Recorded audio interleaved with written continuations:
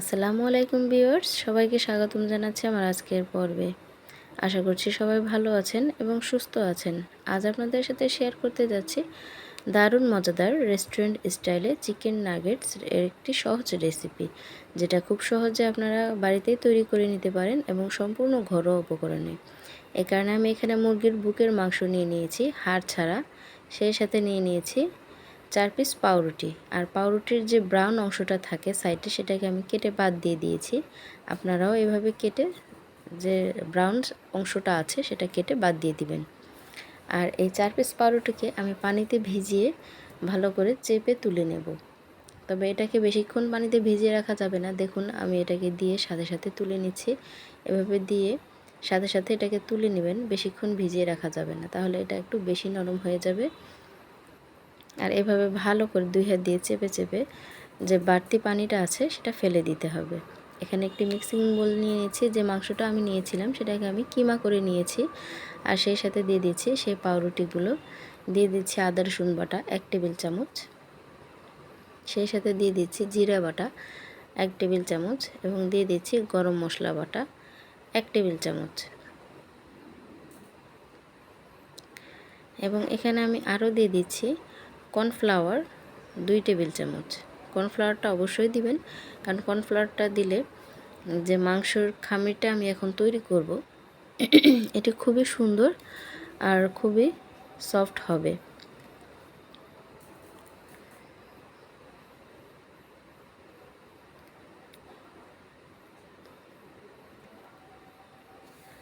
আর এটা অবশ্যই আপনারা হাত দিয়ে মাখানোর চেষ্টা করবেন। এখানে আমি দিয়ে দিচ্ছি টমেটো সস বা টমেটো কেচাপ 2 টেবিল চামচ পরিমাণে। আমি যেহেতু ঘরোয়া উপকরণে বলেছি, এখানে আমি বাড়তি কোনো কিছু অ্যাড করব না। ঘরে যে সাধারণ উপকরণগুলো থাকে সেগুলো দিয়ে আমি এটা খুব সহজে তৈরি করে দেখাবো। এখানে আমি দিয়ে দিচ্ছি লবণ স্বাদ মতো। লবণের পরিমাণটা একটু কমই দেওয়ার চেষ্টা করবেন। এখানে দিয়ে দিচ্ছি আমি ভাজা জিরা এবং গোলমরিচের গুঁড়ো, দিয়ে দিচ্ছি ধনিয়ার গুঁড়ো স্বাদ মতো এবং সেই সাথে দিয়ে দিচ্ছি সামান্য পরিমাণে একটু গরম মশলার গুঁড়ো। তবে ভাজা মশলার গুঁড়োগুলো এটার সেন্টটা অনেক বেশি তৈরি করে। দিয়ে দিচ্ছি এখানে লাল মরিচের গুঁড়ো, ঝালটা যে যার স্বাদ অনুযায়ী দেওয়ার চেষ্টা করবেন। এবং দিয়ে দিচ্ছি চিনি 1 চা চামচ পরিমাণে। চিনিটা অবশ্যই দিবেন, কারণ এখানে চিকেন নাগেটসে চিনি দিতে হয়। আর আমি এটাকে ভালো করে হাত দিয়ে মেখে নিচ্ছি। আপনারাও চেষ্টা করবেন হাত দিয়ে মাখার জন্য, তাহলে খুব ভালোভাবে এটা মিক্সড হবে।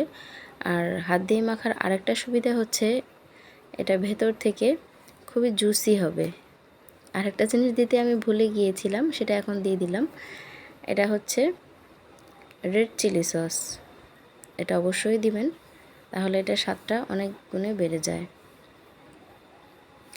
আর দেখুন এটা মাখার সময় আপনি বুঝতে পারবেন এটা কতটা আঠালো হয়েছে, কারণ আমি এখানে কর্নফ্লাওয়ার অ্যাড করেছি। আর কর্নফ্লাওয়ারটা অবশ্যই দিতে হবে। যে উপকরণগুলো আমি দিলাম এখানে কোনোটাই মিস করা যাবে না।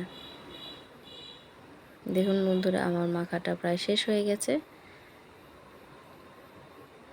আমি এখানে নিয়ে নিয়েছি একটি ডিম, কারণ আমি এটাকে কোট করার পরে ডিমের মধ্যে ফোল্ড করে নেব। ডিমটাকে আমি ফেটিয়ে নিচ্ছি, সামান্য পরিমাণে লবণ দিয়ে দিয়েছিলাম।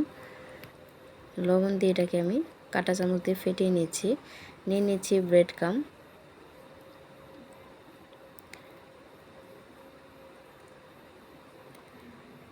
আর যে খামিরটা নিয়ে নিয়েছি এখানে আমি দিয়ে দেব ধনিয়া পাতা কুচি। ধনিয়া পাতাটা কম্পালসারি, আপনারা চাইলে নাও দিতে পারেন।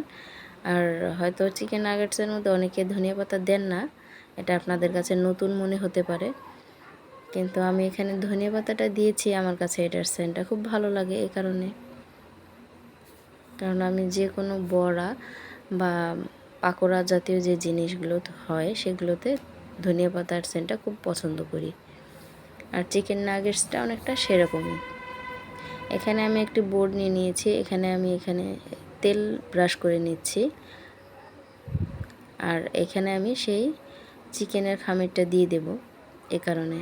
আর তেলটা ব্রাশ করে নিলে এটা কখনো আটকে ধরবে না।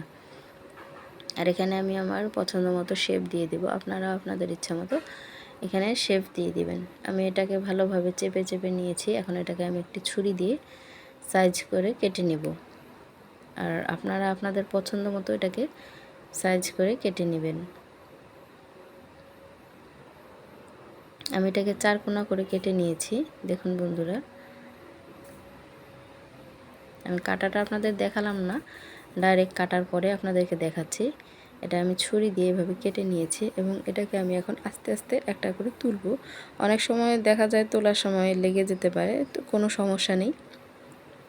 পরে আপনারা এটাকে হাত দিয়ে শেভ করে নেবেন। আর হয়তো আপনারা ভাবছেন এখানে দুইটাতে কেন নিয়েছি। আসলে দুইটাতে নিয়েছি এই কারণে যে আমি এটাকে ডবল ফোল্ড করে নেব ব্রেড কামের মধ্যে, এই কারণে। আপনারা চাইলে একটা দিয়েও করতে পারেন, কিন্তু আমার কাছে মনে হয়েছে এখানে দুইটাতে নিলে ভালো হয়, এই কারণে আমি দুইটাতে ব্রেড কামটা নিয়েছি। এই যে দেখুন, আমি এভাবে চিকেনের একটি পিস তুলে নিলাম, মানে চিকেন নাগেটসের একটা পিস তুলে নিলাম। এটাকে আগে আমি এভাবে ব্রেড কামের মধ্যে ফোল্ড করে নেব। মানে এটাকে ডাবল কোট করে নিতে পারেন আপনারা এইভাবে। আর যদি এইভাবে না চান, আপনারা একবারে ডাইরেক্ট এটাকে ডিমের মধ্যে কোট করে নেবেন, তারপর ব্রেড কামের মধ্যে দিয়ে কোট করে নেবেন। কিন্তু আমার কাছে এইভাবে ভালো লাগে, এই কারণে আমি এভাবেই নিয়েছি। এটাকে আলাদা করে আগে ফোল্ড করে নিয়েছি। এখন ডিমের মধ্যে দিয়ে এটাকে তুলে আবার ব্রেড কামের মধ্যে দিয়ে এটাকে কোট করে নেব। দেখুন বন্ধুরা, আপনাদের সুবিধার জন্য আমি দেখিয়ে দিচ্ছি। ডিমের মধ্যে দেওয়ার পরে ডিমটাকে ঝরিয়ে এভাবে তুলে নিয়েছি। এখন কোট করে এটাকে আমি সাইডে রেখে দেব। এভাবে আপনাদের সুবিধার জন্য আমি আবার দেখিয়ে দিচ্ছি।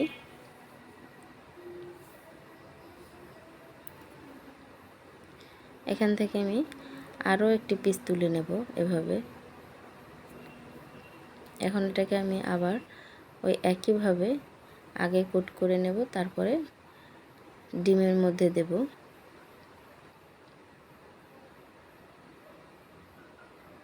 আপনাদের কাছে যদি এটা ঝামেলা মনে হয়, তাহলে আপনারা সরাসরি আগে ডিমের মধ্যে দিয়ে এটাকে এভাবে ঘুরিয়ে ঘুরিয়ে ডিমের মধ্যে চুবিয়ে নেবেন, তারপর এটাকে কোট করবেন ব্রেড কামের মধ্যে।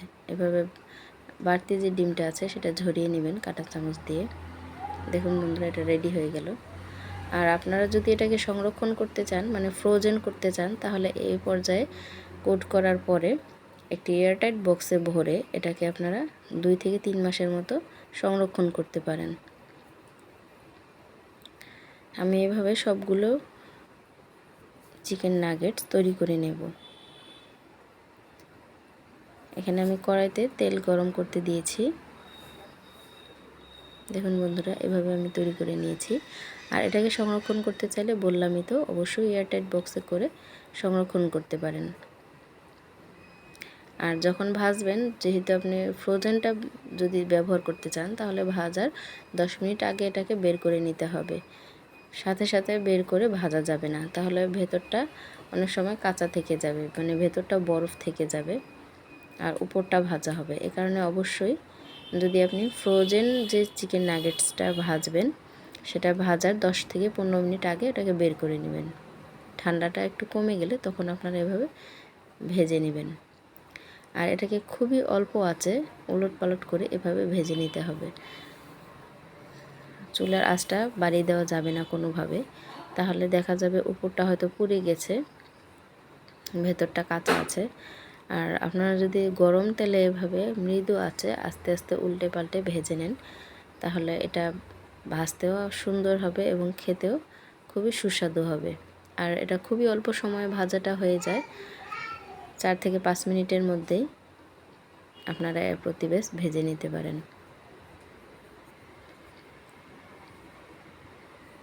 আপনারা অবশ্যই দেখতে পাচ্ছেন বন্ধুরা, আমি কত আস্তে আস্তে এটাকে ভেজে নিচ্ছি।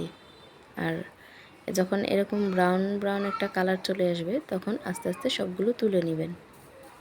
দেখুন বন্ধুরা, কত সুন্দর একটা কালার চলে এসেছে। এভাবে একটি ঝাঁঝরি বা ঝুড়ি দিয়ে বা স্ট্রেনার দিয়ে আপনারা ভালো করে তেলগুলো ঝরিয়ে একটি টিস্যু পেপারের মধ্যে এগুলোকে তুলে নেবেন, তাহলে বাড়তি যে তেলটা আছে সেটা শুষে নেবে। আর এই চিকেন নাগেটসটি খেতে যেমন সুস্বাদু, দেখতেও তেমনি চমৎকার। আর বাচ্চাদের জন্য তো কথাই নেই। দেখুন বন্ধুরা, এভাবে আমি একটি টিস্যু পেপারের উপর তুলে নিচ্ছি। আর বর্তমানে খুবই জনপ্রিয় একটি রেসিপি হচ্ছে চিকেন নাগেটস। তো বন্ধুরা, আমার রেসিপিটি যদি ভালো লাগে আমার চ্যানেলটি অবশ্যই সাবস্ক্রাইব করবেন আর পাশে থাকা বেল আইকনটি প্রেস করবেন। আর সুন্দর সুন্দর কমেন্টসের জন্য আমি অপেক্ষা করব আপনাদের। আপনারা বাসায় ট্রাই করে আমাকে অবশ্যই জানাবেন আপনাদের রেসিপি কেমন হলো। তো বন্ধুরা, খুদা হাফেজ, ভালো থাকেন সবাই।